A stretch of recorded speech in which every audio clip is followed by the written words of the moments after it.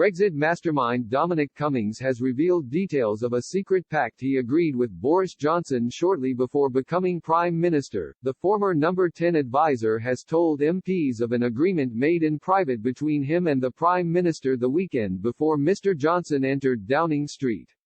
The pact, sealed in Mr. Cummings' living room, has set the agenda of the government ever since. Today is the first time the former advisor, who left Downing Street following a row with Mr. Johnson last autumn, has spoken out about his time in government. Appearing in front of the Science and Technology Committee, Mr. Cummings explained he only agreed to work for Mr. Johnson if a series of conditions were met.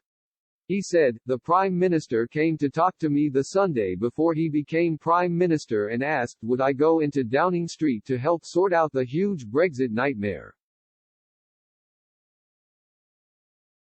Outlining his terms of employment, the special advisor told MPs, "I said yes, if first of all you're deadly serious about actually getting Brexit done and avoiding a second referendum, secondly double the science budget, third create some defense advanced research projects agency-like entity, and fourth support me in trying to change how Whitehall works and the Cabinet Office works because it's a disaster zone." Mr. Johnson immediately said deal according to Mr. Cummings.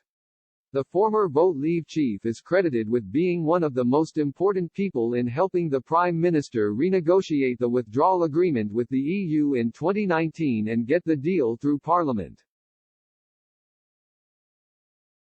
He was also given power to radically reform the civil service while serving as Mr. Johnson's right-hand man. Major reforms to the Whitehall system off the back of Mr. Cummings' work are expected to take place next year, including plans to slash the number of personnel.